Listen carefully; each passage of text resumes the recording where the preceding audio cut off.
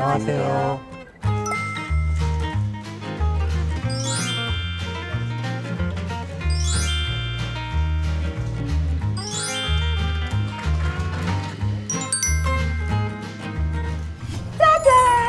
안녕하세요. 저 찔렀어요. 괜찮아요, 죄송해요. 괜찮아요.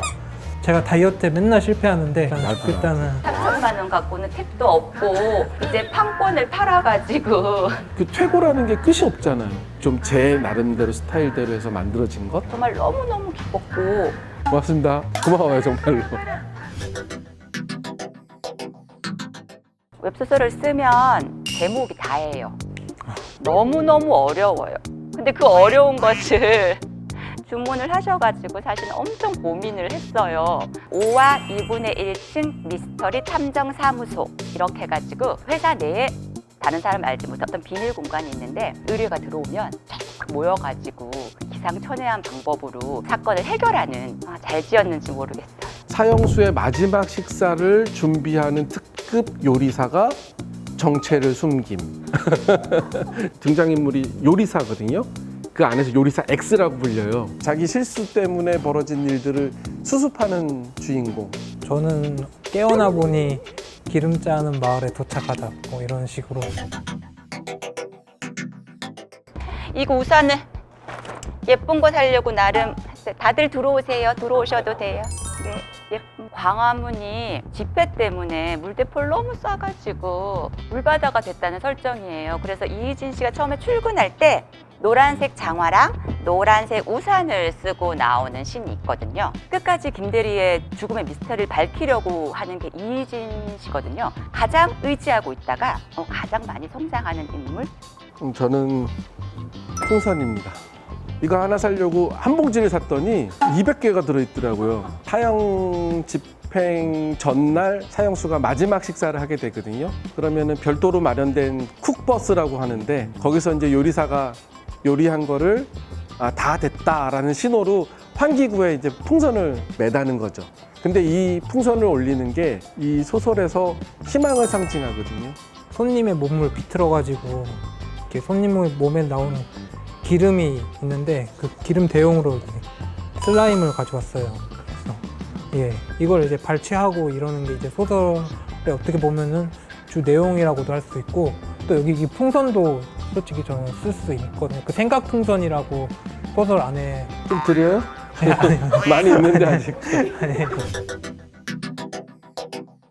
어렸을 때 한 게임 중에 창세기전이라고 있는데 이번 소설에서도 여기서 등장한 인물이 다른 파트에서는 또 다른 역할을 하면서 등장하고 이런 캐릭터들을 살리려고 노력을 했던 것 같아요. 기름 짜는 거 자체는 제가 다이어트에 맨날 실패하는데 그렇게 짜가지고 그냥 살이라도 빠졌으면 약간 좋겠다는 약간 이런 거기서부터 시작을 했던 것 같아요.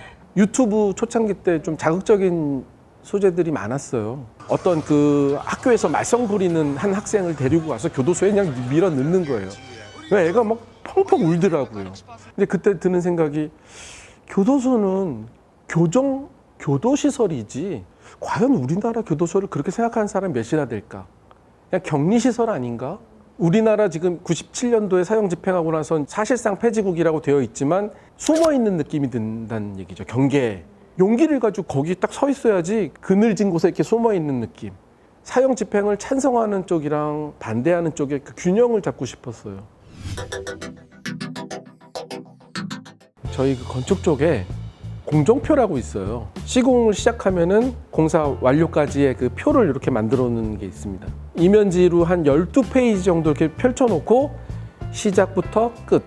그다음에 중간에 어떤 인물들이 들어오고 스토리가 어떻게 되고 나름대로 시간이라든지 이런 분량상 배분이 맞아야지 자연스럽게 좀 감동을 줄 수 있는 데까지 갈 수 있지 않을까. 장편 같은 경우에는 15매에서 20매 정도의 시놉시스는 쓰는 것 같아요. 인물 어쨌든 처음부터 끝까지 써봐야 돼요. 그래야지 이게 완성이 될 건지 안 될 건지 답이 나와요.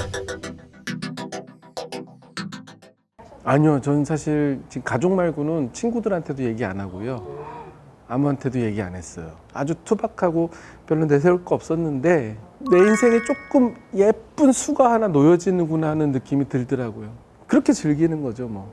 충분히 즐기고 있습니다. 저는 일단 당선 전화 왔을 때 만화나 뭐 영화에서 이런 막 와 이런 게 아니라 그냥 그렇구나 약간 이런 게 다가왔던 것 같고. 절대 안 됩니다. 이렇게 근데 큰 상을 받았는데 그냥 넘어간다는 건 이건 상에 대한 모독이에요.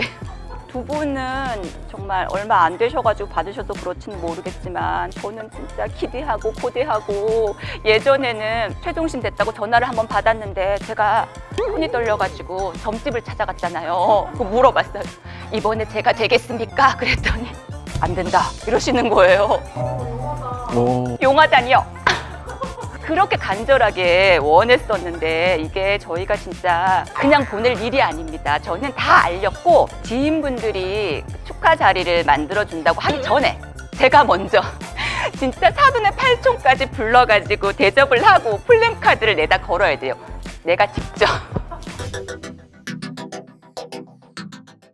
지금도 희곡도 쓰고 싶고 뮤지컬도 쓰고 싶고 드라마, 대본, 영화 시나리오도 쓰고 싶고 내 스타일에 맞는 거 써서 뭐 받아들여지면 좋은 거고 아니면 즐거웠던 거고. 아마 다른 작가들도 다 그럴 것 같아요. 지속되는 작가, 계속 소비되는 작가가 됐으면 좋겠고요. 이야기의 힘을 믿는 편이어가지고 계속 꾸준하게 저도 쓰고 싶고, 그 다음에 이번 소설에서 약간 설명이 안 된 부분이 좀 있을 것 같아요. 궁금한 부분들에 대해서 약간 속편격으로 이야기를 쓰고 싶어가지고 그걸 지금 준비 중에 있습니다.